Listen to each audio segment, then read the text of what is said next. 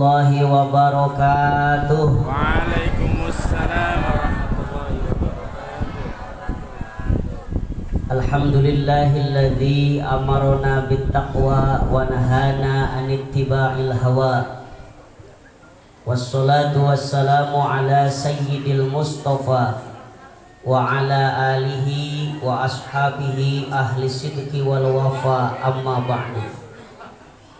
Faqala Allah ta'ala fil Qur'anil Karim, a'udzu billahi minasy syaithanir rajim. Bismillahirrahmanirrahim. Ya ayyuhalladzina amanu taqullaha haqqa tuqatih wa la tamutunna illa wa antum muslimun.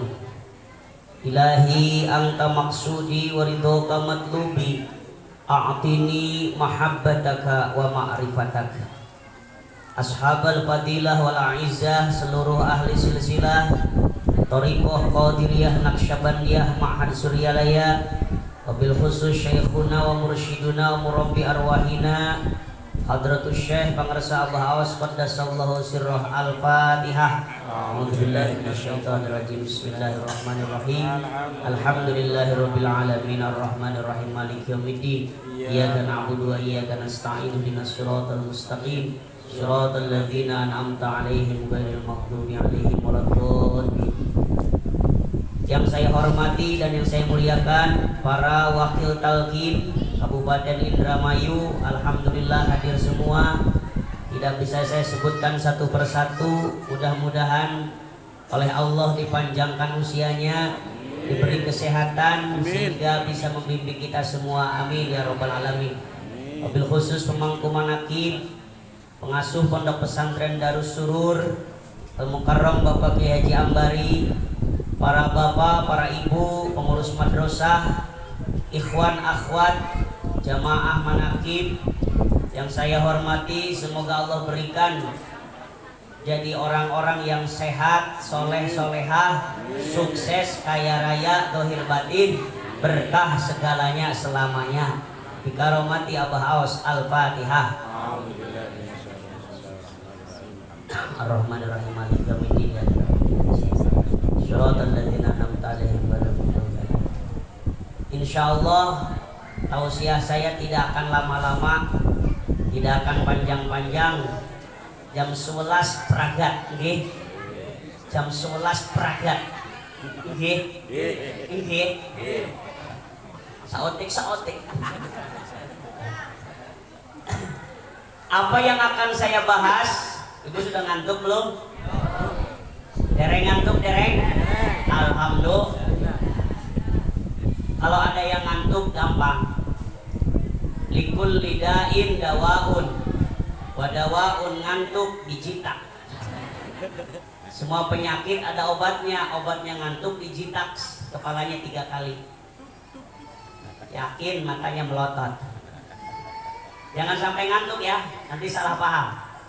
Apa yang akan saya jelaskan tiada lain, salah satu manfaat dari talqin zikir yang diberikan oleh Syekh Mursyid Pangarsa Abah Awas kepada kita adalah la'allakum tattaqun, supaya kita jadi orang-orang yang bertakwa. Karena yang ditalkinkan adalah kalimatut taqwa, la ilaha illallah. Jadi orang yang sudah talqin zikir berarti akan sudah jadi orang yang bertakwa. Alhamdulillah, karena sudah diisikan kalimat takwa. Kita kasih judul saja, khidmah ilmiah malam ini akan membahas tentang takwa. Takwa itu kalimat yang mudah diucapkan tapi sulit dipraktekkan. Hampir di setiap manapun dikatakan takwa. Persyaratan jadi apa? Takwa. Anak-anak pramuka pun dasa dharma pramuka, satu bertakwa kepada Tuhan Yang Maha Esa. Takwa. Bahkan ketika mau lebaran orang-orang pada beli baju takwa. Kadang-kadang, tapi mohon maaf, bajunya takwa, perilakunya durjana. Betul? Banyak di antara kita takwanya berpura-pura, takwanya hanya di pakaiannya saja, takwanya hanya di penampilannya saja, sementara hatinya durjana, perilakunya durhaka, banyak maksiat pada Allah Subhanahu wa taala. Na'udzubillahi min dzalik. Tapi orang yang sudah talqin dzikir, takwanya sudah ada di sini. At-taqwa hauna. Walaupun pakai batik tapi takwa.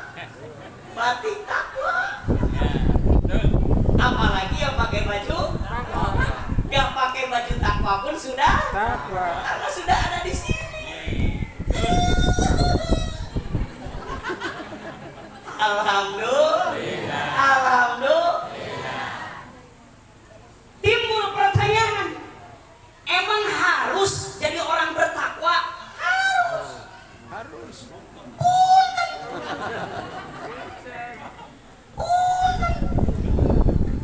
Harus jadi orang bertakwa. Apa alasannya kenapa kita harus jadi orang takwa? Saya baca dalam sebuah kitab, namanya kitab Risalatul Mudzakarah, karya Syekh Al-Habib Abdullah bin Alawi Al-Haddad. Beliau mengatakan kenapa kita harus jadi orang takwa, di antaranya at-taqwa wasiyatullahi ta'ala lil awwalin wal akhirin. Karena takwa adalah wasiat Allah untuk orang-orang terdahulu dan orang-orang akhir.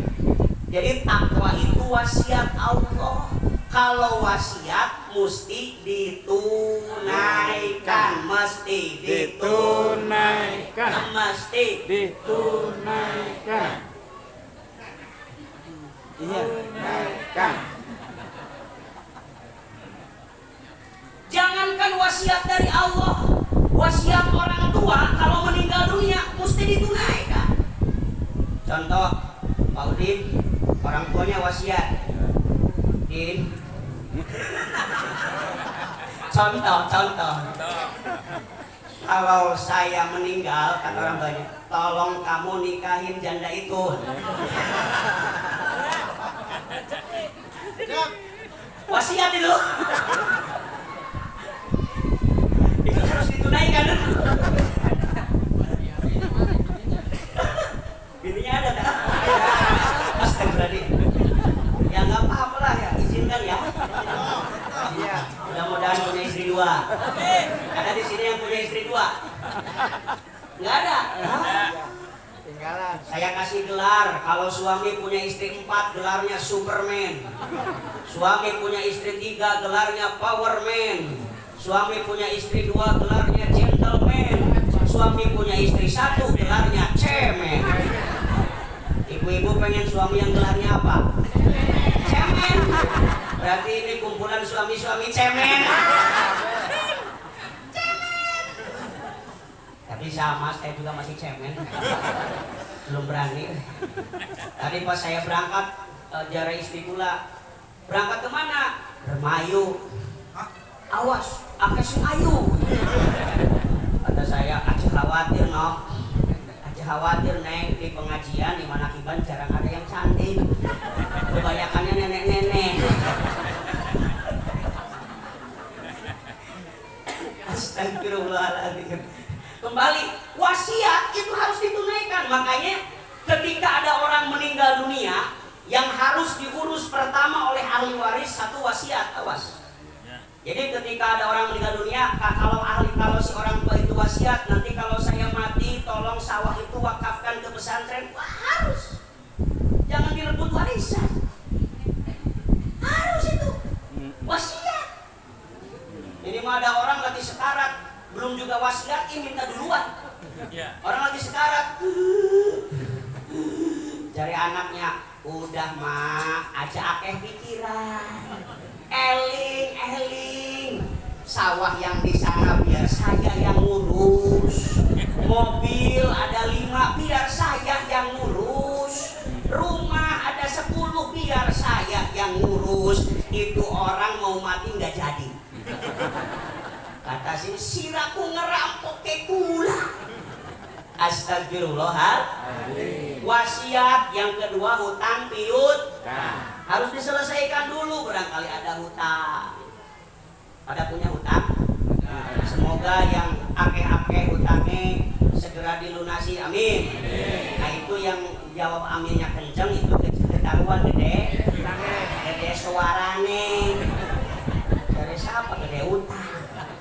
Yang biasa akeh hutang itu ibu-ibu. Kalau belanja senangnya kredit, nggak bilang-bilang sama suami. Hutangnya sampai 7 juta. Udah 7 juta nggak bisa bayar, baru laporan sama suami. Akhirnya hutang dibayar uang. Dibayar pakai duit, dibayar suami. Masa suami dipakai bayar hutang? Kembali kepada pokok persoalan. Kenapa kita harus jadi orang bertakwa? Yang pertama, karena takwa adalah wasiat dari Allah Subhanahu, harus ditunaikan. Yang kedua, karena takwa adalah perintah dari Allah Subhanahu. Timbul pertanyaan, ada berapa macam tingkatan orang yang bertakwa? Saya baca dalam sebuah tafsir, di antaranya dalam kitab Safwatut Tafasir karya Syekh Muhammad Ali As-Sobuni. Beliau menafsirkan Al-Quran surah Ali Imran ayat 102. Di antaranya Allah berfirman, A'udzu billahi minasyaitonir rajim. Ya ayyuhalladzina amanu taqullaha haqqa tuqatih wa la tamutunna illa wa antum muslimun. Dalam ayat itu ditafsirkan takwa ada 2 tingkatan. Ini dahsyatnya pengersa Abah. Ketika nalkin dzikir, setelah ditalkin dzikir diberikan amaliyah mursyid, itu untuk mencapai tingkatan takwa yang paling tinggi. Nanti kita akan bahas. Takwa itu ada 2 tingkatan. Anak pira, Bu? Anak loro ya. Yang pertama ada takwa tingkatan maksimal, tingkatan tertinggi. Gelarnya haqqo tuqatih, orang yang sebenar-benarnya takwa. Masya Allah. Ibu pengen jadi orang yang sebenar-benarnya takwa? Takwa tingkatan maksimal pengen? Seperti apa kriterianya? Orang yang takwa tingkatan maksimal, tingkatan tertinggi, anak telu kriterianya. Anak pira? Anak telu. Yang pertama, ayyadzkuro falayansa. Itu dalam kitab Safwatut Tafasir dijelaskan ayyadzkuro falayansa. Yang pertama, orang yang derajat takwanya maksimal adalah selalu berzikir, selalu eling, gak pernah kelalen, gak pernah lupa sama Allah. Hatinya selalu zikir. Ini siapa orang yang sudah seperti itu? Syekh Mursyid, pangarsa Abah. Pangarsa Abah awas itu tingkatan takwanya sudah maksimal, sudah tertinggi, sebab hatinya selalu zikir, gak pernah lupa. Masya Allah. Makanya kenapa pangarsa Abah selalu bilang zikir, zikir, zikir, yang banyak, yang banyak, yang banyak. Apapun persoalannya zikir, apapun persoalannya zikir, apapun persoalannya zikir. Banyak hutang zikir, warung sepi zikir, pengen jodoh zikir, kawin maning pengen kawin maning zikir, pengen kuat dakar zikir.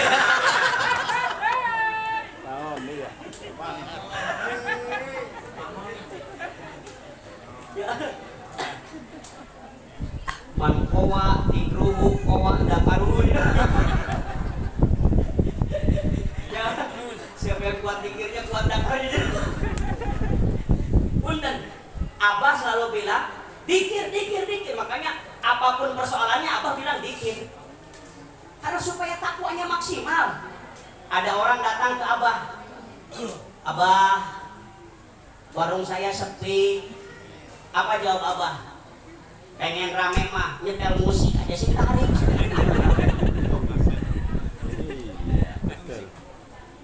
Datang lagi bah, usaha saya lagi mundur. Apa jawab abah? Mobil juga nggak bisa mundur mah ke bengkel.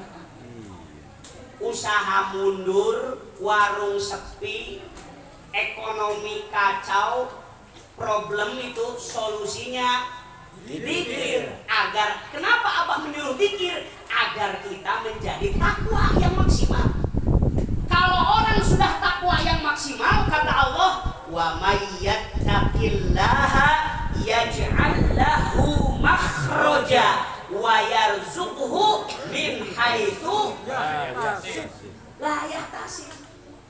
Siapa yang bertakwa kepada Allah, Allah akan memberikan solusi, memberikan jalan keluar dari segala persoalan. Warung sepi diberi solusi, usaha mundur diberi solusi, susah punya jodoh diberi solusi. Kenapa? Takwa.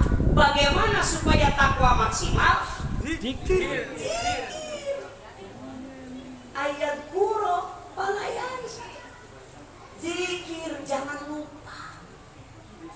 Aja sering kelalen, sing sering zikir. Oh, sudah meningkat belum zikirnya? Sudah berapa ratus? Kalau zikir jangan liatin terus tasbih. Tasbih baru tengah-tengah, waduh masih adoh nanti. Tengok bandul tuh. La ilaha illallah, la ilaha illallah, la ilaha illallah. Waduh masih adoh. Wis parek, wis nyampe babandul. Imamnya masih terus. La ilaha illallah. Waduh ini Kang Ajis lama banget.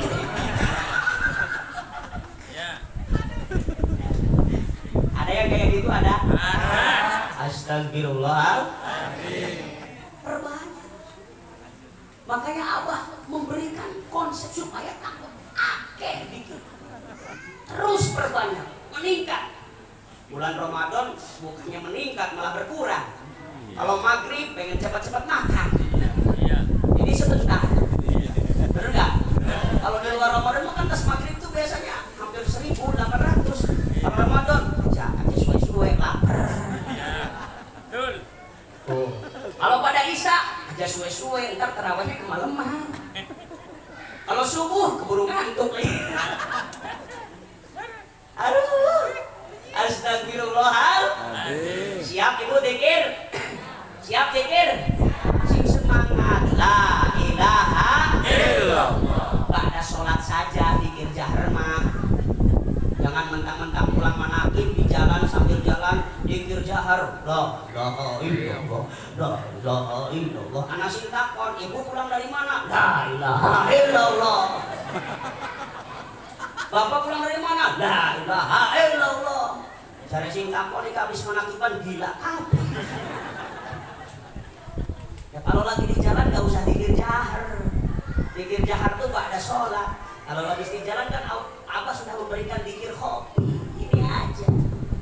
Beda aja. Bertemu dengan orang di mana saja udah aja. Ya. Riungan mau arisan daripada ngomongin wong sejen mending ini aja. Nah, itu. Betul. Harusnya itu. Aja ngomong baik. Aja ngomong Baik. Biasanya tiap ada kumpulan, tiap ada riungan, arisan, bukannya zikir malah ngomongin wong sejen, ngegos, ngerumpi, gibah, malah nambah dosa. Ada yang suka gibah? Banyak. Ada yang suka ngomongin wong sejen? Dosae gede atau kecil? Gede banget. Betul. Betul. Terus diungkapkan. Bu, ngomongin wong sejen, ngegibah, ngerumpi, itu dosanya gede banget. Saya baca ada sebuah hadis, salah satunya dalam kitab Mukhtarul Ahaditsun Nabawiyah. Ada hadis yang menyatakan iyyakum wal ghibah fa innal ghibah asyaddu minaz zina. Takutlah kalian serta gibah, ngomongin wong sejen ngegosip, sebab ngegosip ngomongin wong sejen dosae leuwih gede tiba daripada zina. Ngomongin wong sejen sama zina dosanya lebih besar ngomongin wong sejen. Tapi bapak aja salah paham, berarti mending zina ya Kiai. Kalau ngomongin wong sejen lebih gede daripada zina berarti mending zina. Ya bukan begitu. Zina dosa gede, ngomongin wong sejen lebih gede. Kenapa? Karena ngomongin wong sejen biasanya jarang ditobati, jarang minta maaf. Makanya pangarsa Abah setiap ba'da sholat pada zikir ada musyafahah. Amalnya kenapa? Minta maaf sama dosa manusia. Kalau dosa pada Allah bisa dihapus dengan zikir la ilaha illallah. Satu kali la ilaha illallah menghapus 4.000 dosa. Tapi kalau dosa pada manusia harus minta maaf. Makanya bisa dihapusnya dengan musyafahah. Jangan hanya lebaran. Pak Mamat dan Pak Udin salaman. Terus Ini Pak Udin. Tapi yang nyebut saya ini. Makanya saya tahunya Pak Udin. Yang lain pada nggak tahu namanya. Hanya Pak Udin dan Pak Ajis. Mohon maaf. Dosa ngomongin wong sejen pun lebih gede. Cuma saya perhatikan setiap kali riungan, setiap kali perkumpulan pasti ada aja tuh gosip. Contoh, ibu suka menghadiri yang akad nikah. Ya. Suka? Suka. Itu biasanya yang akad nikahnya jadi ibadah, tapi yang hadirnya jadi dosa gara-gara gibah. Contoh, pengantin laki-laki udah lama belum datang juga. Kita udah ngegelendeng. Telat pengantin laki-laki. Ganti aja ganti. Catat siji dosa gibah. Pas datang, selamat datang kepada rombongan calon pengantin pria di kediaman calon pengantin wanita. Kita udah komen lagi. Masya Allah, buset. Kok mau-maunya dia kawin sama kayak gituannya? Itunya wadone cahayu putih Lanange ireng cilik pendek ireng. 5. Loro tuh dosa gibah. Pas akad nikah, saya terima nikahnya Neng Ai, putrinya Bapak Adroni, untuk diri saya dengan mas kawin 4 kg besi dibayar tunai. Wis komen maning, gak ngemodal ya masa mas kawin sama besi.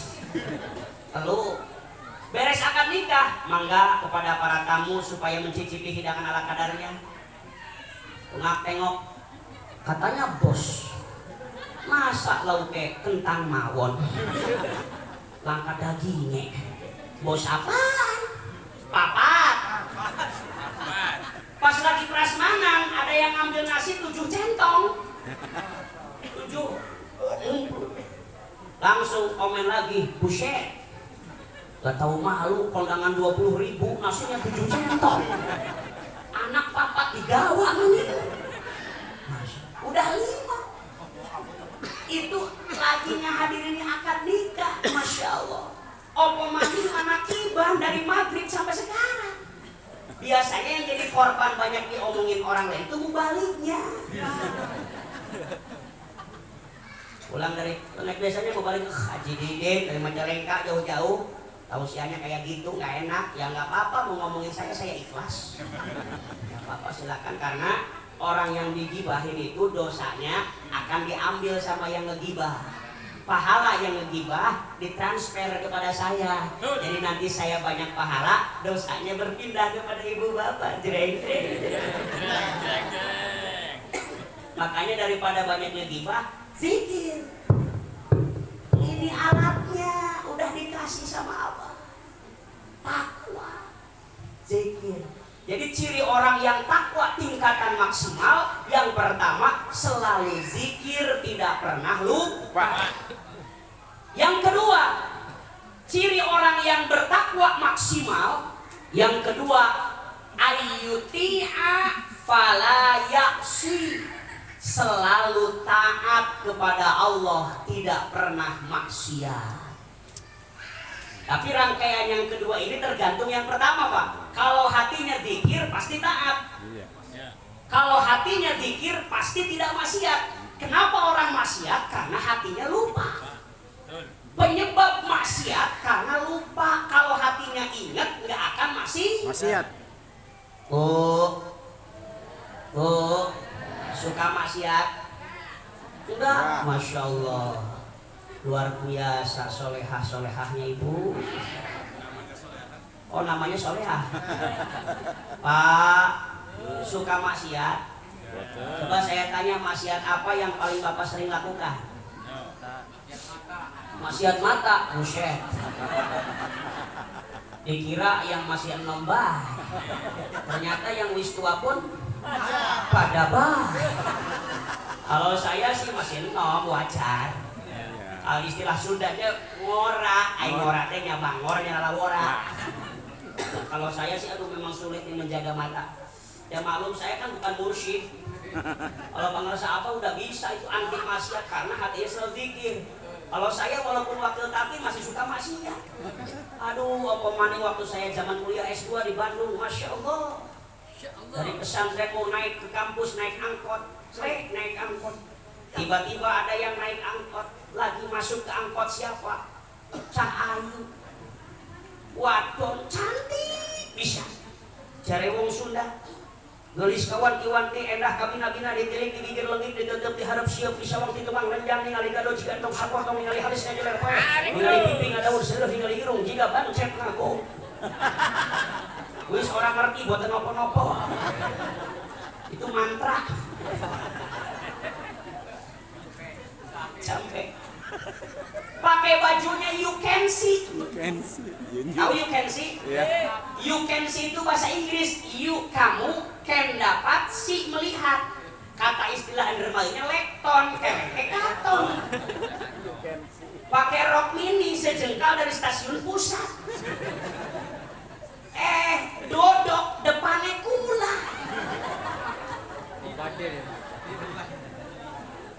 Ya Allah, saya harus bagaimana ya Allah? Abah, tolong saya Abah.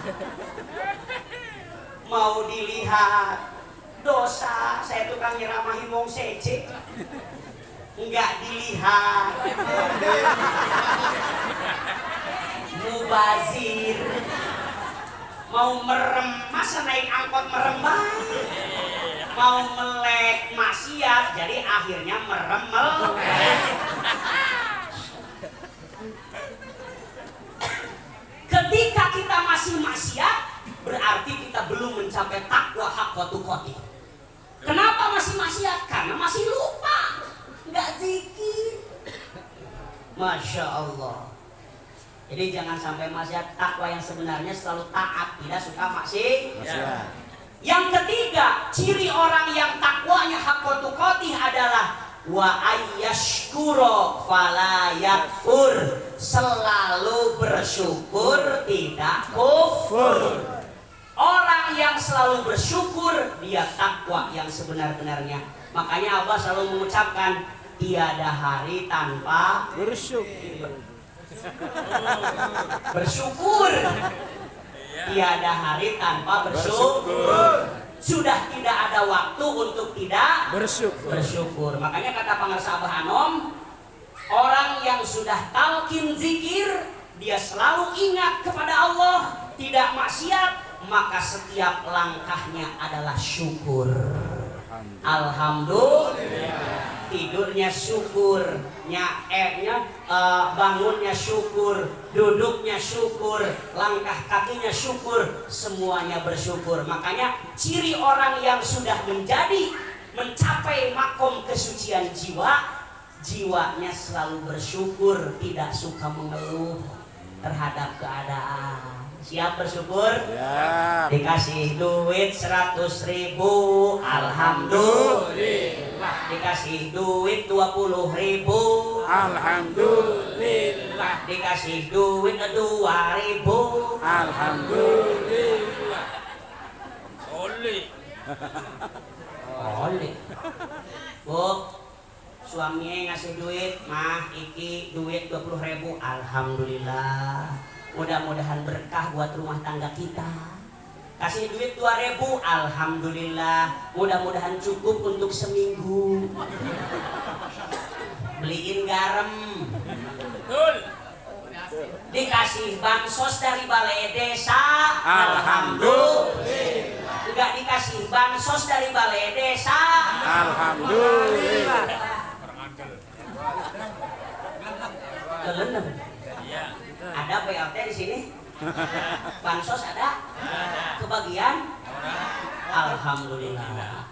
Orang yang sudah mencapai kesucian jiwa, takwanya sudah maksimal, ke data BLT, alhamdulillah. Enggak ke data, alhamdulillah. Aja ngarep-ngarep. Iya. Aja ngarep-ngarep. Apa maning? Hah? Irian wadon mah. Iri.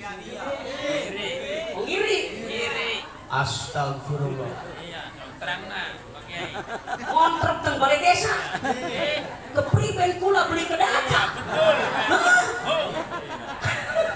Ada di sini yang kayak gitu? Mana wongnya mana? Astagfirullah.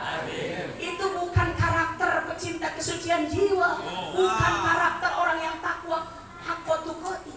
Bersyukur, syukuri apa adanya.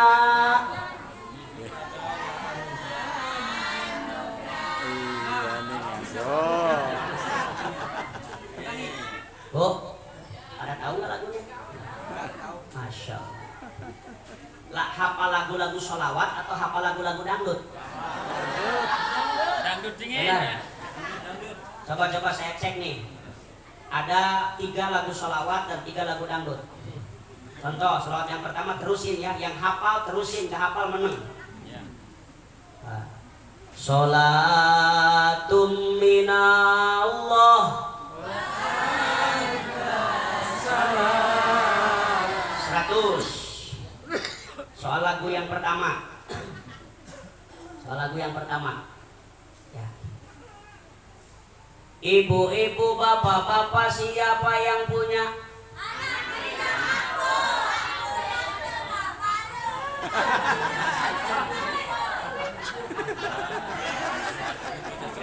Seratus.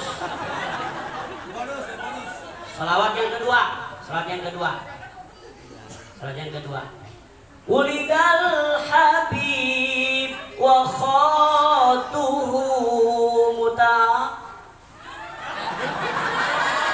Teteo. Salawat yang kedua nggak hafal.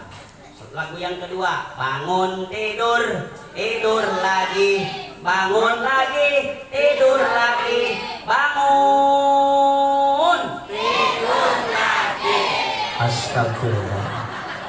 Baru 2 sholawat cuma kejawab siji, 2 lagu kejawab semua. Kita sama-sama ucapkan innalillahi musibah. Mudah-mudahan kita semua menjadi orang yang selalu bersyukur, amin. Jadi takwa itu ada berapa tingkatan? 2. 1 ada takwa tingkatan maksim, tingkatan tertinggi. Cirinya ada 3. 1 selalu tidak pernah lupa. Yang kedua selalu tidak pernah masih. Yang ketiga selalu bersyukur, tidak pernah kufur. Yang terakhir, yang kedua ada takwa tingkatan minimal. Seperti apa takwa tingkatan minimal? Wala tamutunna illa wa antum muslimun. Minimal orang disebut takwa, minimalnya mati dalam keadaan membawa Islam. Mati dalam keadaan Islam itu matinya membawa la ilaha illallah. Makanya punten Pak di sana. Kenapa Abah selalu mengatakan berikan talqin, wawalkeun talqin, berikan talqin walaupun nggak minta, talqin. Dulu saya bertanya di hati, kok Abah nyuruh talqin ya kalau nggak diamalkan buat apa? Kata saya. Dulu pernah hati bertanya, tapi ke mursyid jangan banyak tanya. Tapi hati pernah bertanya-tanya. Kalau saya nyampaikan talqin tapi nggak diamalin amaliyahnya, buat apa ya? Asa percuma cek hati. Tapi Tapi ternyata terjawab dengan ayat ini Pak Haji. Ternyata pangarsa Abah selalu mengatakan berikan talkin, berikan talkin. Makanya di Indramayu, di lapas ditalkin, siswa ditalkin, semua PNS ditalkin, talkin. Walaupun enggak mengamalkan amaliyah mursyid, minimalnya mereka telah terselamatkan dengan la tamutunna illa wa antum muslimun.